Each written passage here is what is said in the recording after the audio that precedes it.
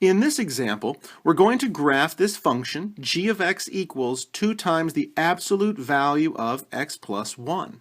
So recall that our absolute value kind of general form function here is the function equals a times the absolute value of x minus h and then plus k.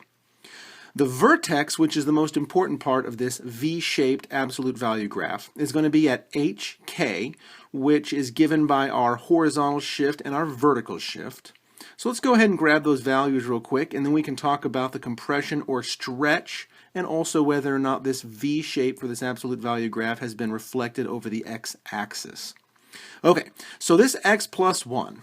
Well, in our general form it says x minus h. But this is positive, so really I know that this graph is supposed to be x minus a negative 1 because the negatives go to make this plus right here. So that means my h value is negative 1.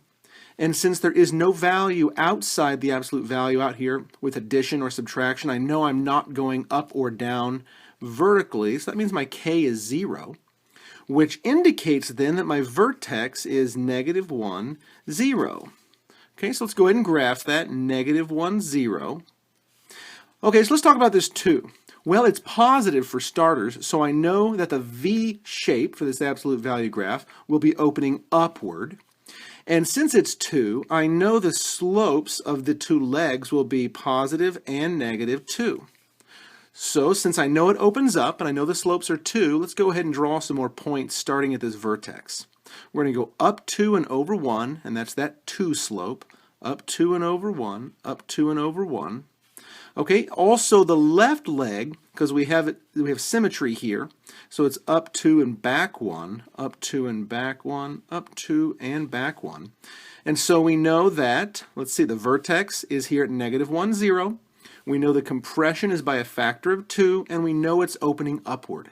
So let's go ahead and draw the legs of this absolute value function with our handy dandy straight edge. We'll start at our vertex and I'll work our way up, put a little arrow on that side, and let's do the same thing for this side.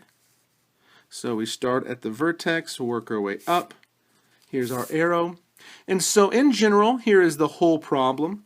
We started with the function g of x equals twice the absolute value of x plus 1. We found our vertex, negative 1, 0. We knew that the V shape opened upward, and we knew the slope was 2, well, plus or minus 2, because the compression was by a factor of 2. So here's what that graph looks like.